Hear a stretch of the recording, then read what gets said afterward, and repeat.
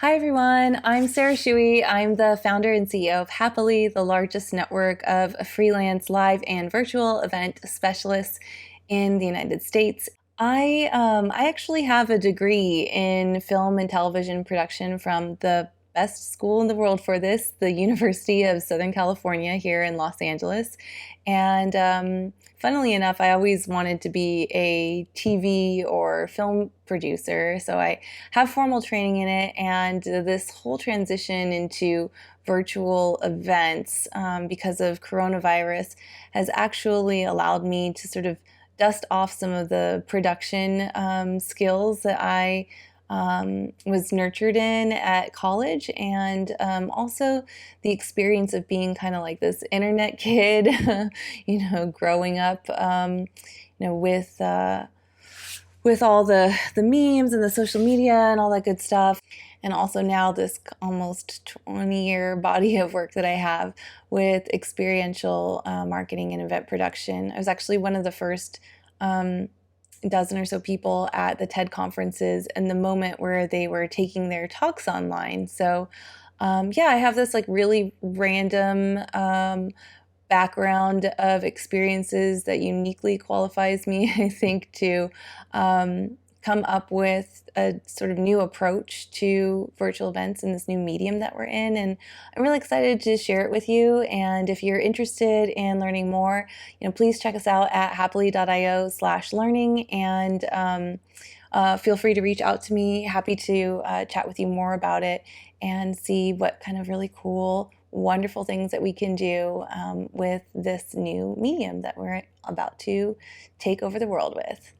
I think that actually, since people have started to think about virtual events a lot, I've been hearing many people say like, "Oh, well, we don't know yet what to do with our virtual event because we first have to find the technical platform that's going to allow us to do everything that we would do in a live event." And I keep hearing that over and over again, actually, and a lot of event organizers or community organizers, really anxious about not being technical people.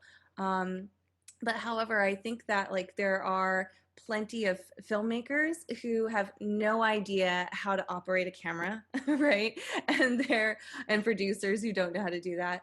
And if we were all just sort of evaluating what we would create or invent based on the technology or the features that were in existence in the virtual space, we would probably all be doing like VR, but we aren't all doing VR right now. And the reason VR is like all the features that like more features than you would get on the internet, for instance. But really the storytelling, is what drives actually the innovation for technologies.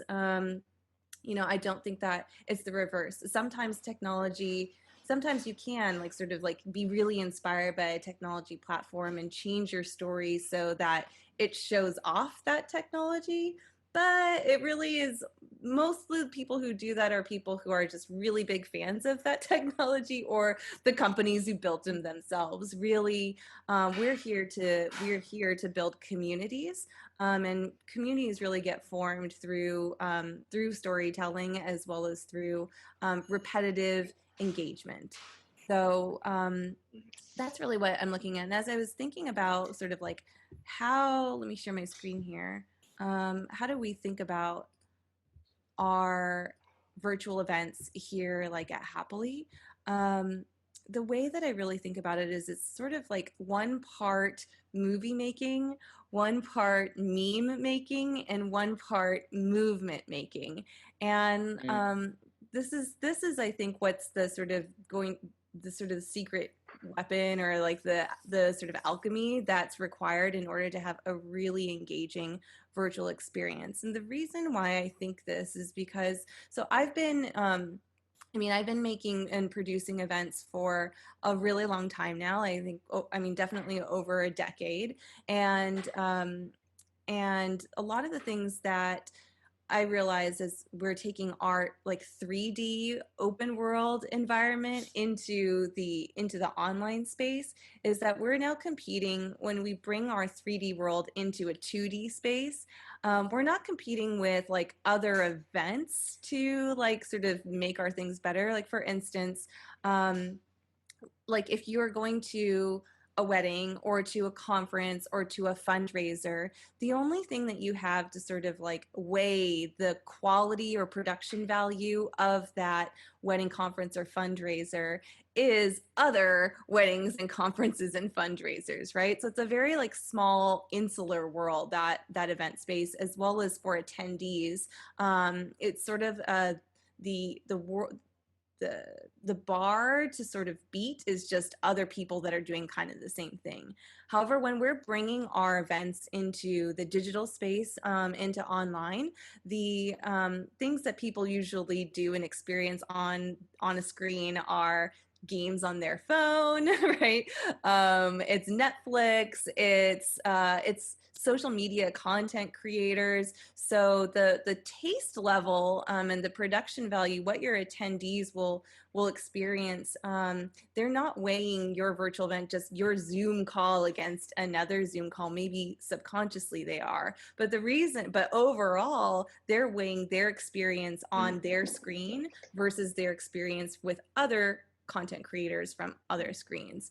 And so this is how I got to this point of going like what we really need to do is take the production sort of tactics and strategies that you would employ if you're making a film or a movie.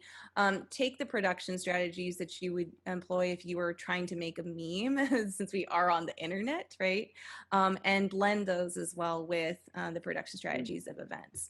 And I've organized even like the way that we do that within a specific design process. So the first thing that we'll do is we will start with writing a script or writing a treatment or a synopsis. Okay, so this is again still kind of like going through all of this, but this is more like the theory, just to help understand. I think it's always good to understand a little bit why we do things, why we would start with a script, and but becomes a foundation. So going like deeper into what is a script and how do scripts work, have you all heard about like the 3-act structure before? It's pretty common, right?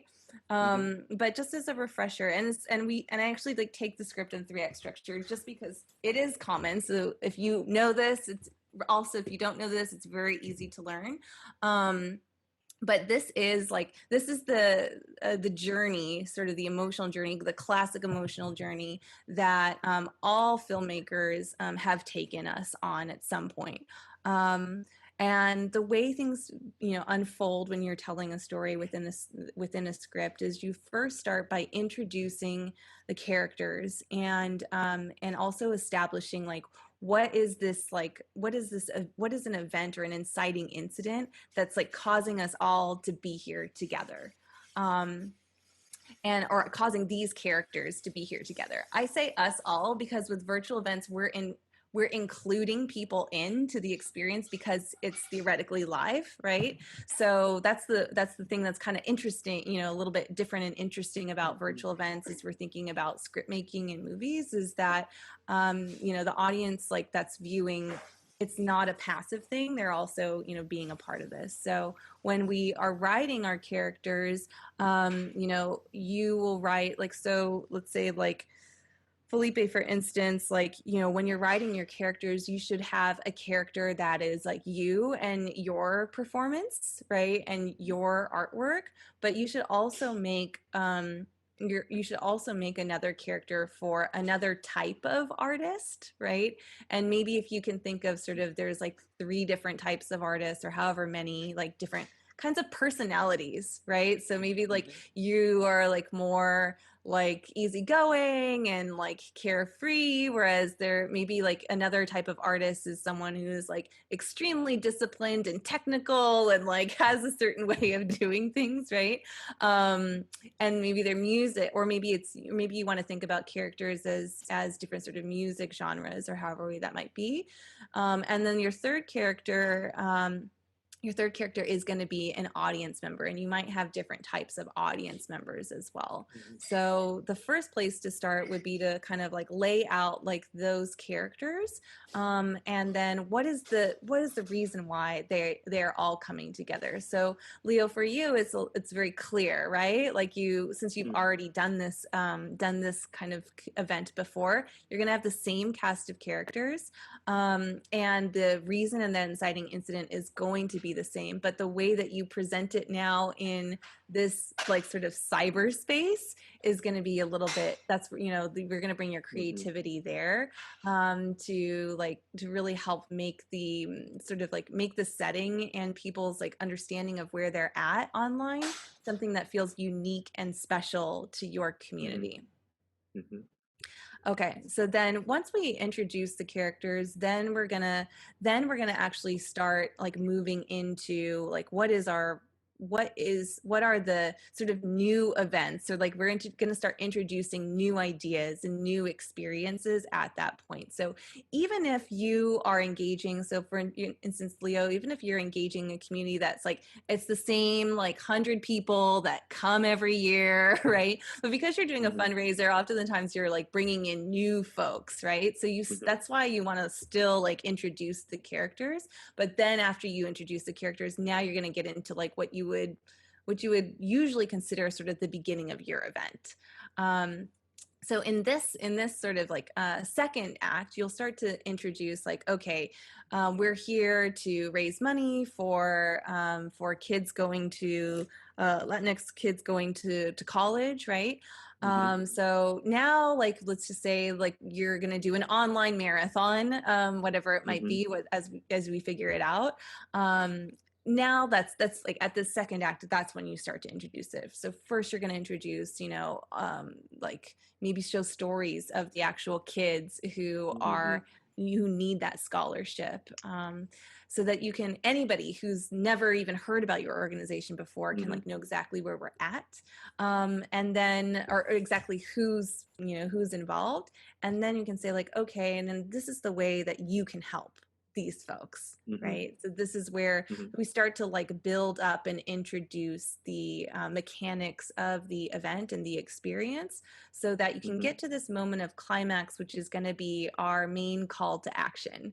So that main call to action is going to be different for every person. Leo, for you, it's going to be like donate, right? Mhm. Felipe, for you, it might be like subscribe, right? Mhm. Or it might Mhm. be purchase an album, a virtual album, Or something like like participate or that. Yeah, well, we're going to build participation throughout all of this. oh, I see. So that call to action and that moment of climax is actually something that's going to set you up for the future, for like a Mhm. future event, as a foundation for the work that your organization is doing. So sometimes it can be like your call to action can be like tell a friend. It can be share. If you think Mhm. about like sort of the internet, how it works, it could be like, it could be share, it could be comment, it could be subscribe, donate, purchase, any of those Uh-huh. things. Yep. Yep. So, but we're making all this stuff like lead up to that point of emotional climax, right? So like you're getting people invested, Mhm. you're ramping them up into, actually like becoming more involved, right? And then at that point where they feel the closest to your organization through this experience that you've invented for them, then that's where you really sort of have this moment of your big call to action, and that get people to do something. Mhm. After that moment of that call to action, then we kind of end with, I mean, you can see how like the line like is higher up, right, than the bottom. So then you actually end with actually having taken your attendee, and transform them so that they're a better version of themselves than they were when they first entered into your event, right? So this Mhm. is for all stories that we share, all events and experiences that we create, the whole like overall purpose is to just increase the quality of the person who is coming. And that can be through new information, that can be through just lifting up their mood, or like opening up just their worldview a little bit bigger, right? Mm-hmm. So in the case of like transformation and resolution, you actually, and in the virtual experience, you want to show people what the better version of themselves looks and feels like, and you can show that to them. Like in movies, you show it through a character, sometimes a fictional character, sometimes, you know, in a documentary, real person. But in this, you in a virtual experience, you have the opportunity to show them by letting them do something, to exercise, letting them show themselves to other folks. So you can choose how you want to do that, whether you want to show them through another character that's like, or main character that you've established, or through an engagement point of period. But that is really important as like sort of a closing, because after the person that is attending has taken that action, then they need to, you know, then you're actually giving them the space to feel like really good and sink into that action, so that they will then like want to continue to spread the word, or, you know, do that action on a more regular basis.